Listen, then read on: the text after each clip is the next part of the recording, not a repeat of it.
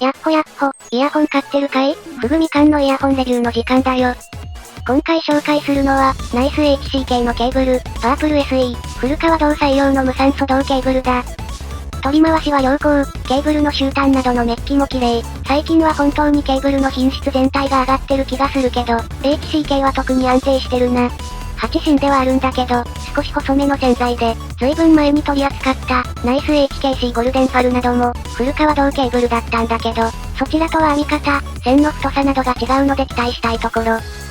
実際、NICHCK の中でもかなり特殊なケーブルで、本来の音を伸ばす、とか、特定音域が強くなる、というよりも、古川堂のケーブルは、高音域側が柔らかくなり、ボーカル以降の低音域にかけてまでが熱くなるケーブルが多い。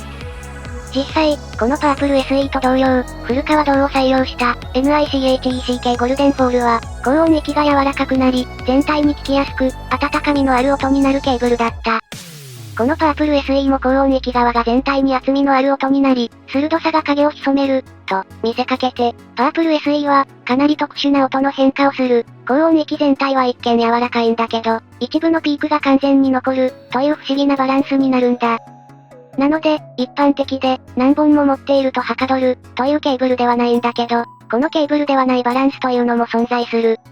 このケーブルを組み合わせるのにおすすめしたいのは、もともと高音域が優しいイヤホン、そこにさらに高音域を柔らかくしたい。と考えたとき、音の輪郭や角の立ちまで柔らかくならされちゃうことが多いんだよな。パープル SE はピークだけが減衰しない。つまり、高音域の最低限残っててほしいエッジなどには手をつけず、それ以外の場所を柔らかくする、という不思議なケーブルだ。もし、ゴルデンフォールと完全に同じ洗剤でこの変化が起きる、としたら、それはおそらく、パープル SE の線の太さなんかが影響してるんだろうな。実際、合わせるイヤホンを探すのは難しいんだけど、一度会ってしまうと、これ以外にはケーブルは考えられない、そんな特化型だと思う。単純に高音域がシャープなイヤホンの音を、ある程度まとめよう、という時に使用する場合、このケーブルは、高音域の鋭い部分だけを残して、それ以外の部分を丸めるので、物足りないかつ攻撃的な音だけは残ったサウンドになってしまう場合もあるんだ、というわけで扱いづらい、が、一部のダイナミックドライバ機にはてきめんに効果を発揮する、もともと優しい音のイヤホンなんかに、きちんと眠たくせずに濃厚な音にしたい時なんかにおすすめだな。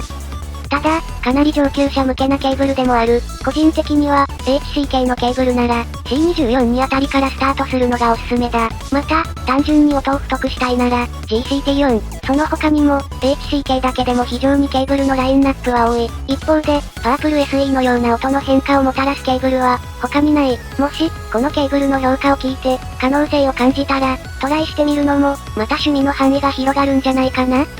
といったところで今回はここまで、かなり特徴的なケーブルなので、ぜひチャレンジしてみてくれ。